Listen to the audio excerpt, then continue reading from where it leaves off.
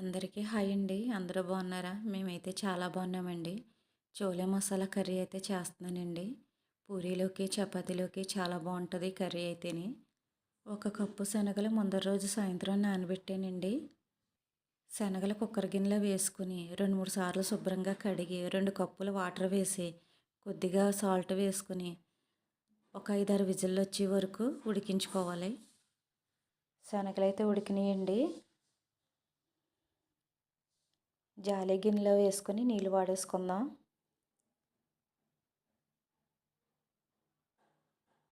Stove వెలిగించి ఒక గిన్నె పెట్టి 2 స్పూన్ల ధనియాలు, 1 స్పూను జీలకర్ర, 10 మిరియాలు వేసి ఫ్రై చేసుకోవాలి.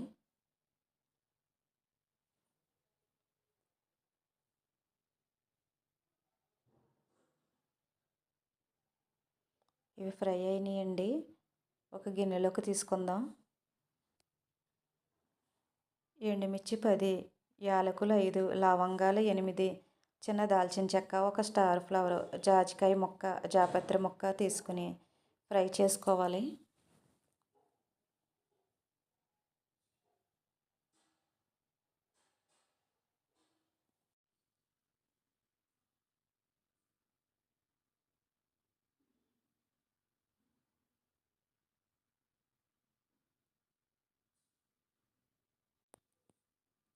ఇవి ఫ్రై అయినాయండి. ఒక ప్లేట్లోకి తీసుకుందాం.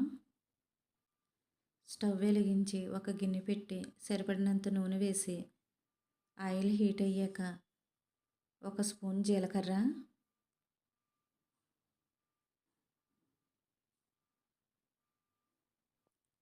2 బిర్యానీ ఆకులు, 5 లవంగాలు, చిన్న దాల్చిన చెక్క వేసి ఫ్రై చేసుకోవాలి. ఇవి ఫ్రై అయినాయండి. ఉల్లిపాయ ముక్కలు వేసి ఫ్రై చేసుకోవాలి. మీడియం సైజు 3 ఉల్లిపాయలు తీసుకున్నానండి.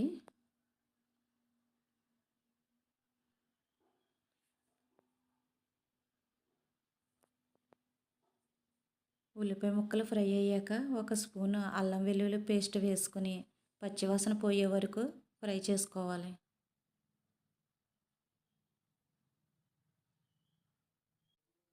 2 మీడియం సైజు టమాటాలండి. టమాటా ముక్కలు వేసి మూత పెట్టి మగ్గించుకోవాలి.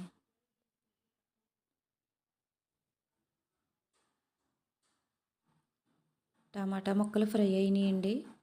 1/2 స్పూను పసుపు, రుచికి సరిపడినంత సాల్టు, 3 స్పూన్ల కారం,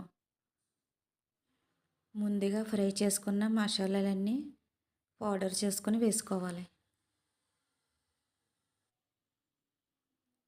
ఈ మసాలాలన్నీ కలిసేటట్టు ఒకసారి కలుపుకొని ఉడికించిన శనగలు వేసి 1 గ్లాసున్నర వాటర్ వేసి మూత పెట్టి ఉడికించుకోవాలి.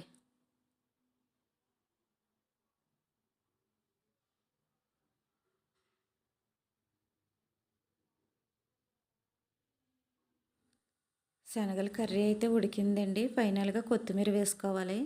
నా దగ్గర కొత్తిమీర లేదని కరివేపాకు అయితే వేసాను. శనగల కర్రీ అయితే చాలా బాగా కుదిరింది. అన్నీ కూడా కరెక్ట్గా సరిపోయాయండి.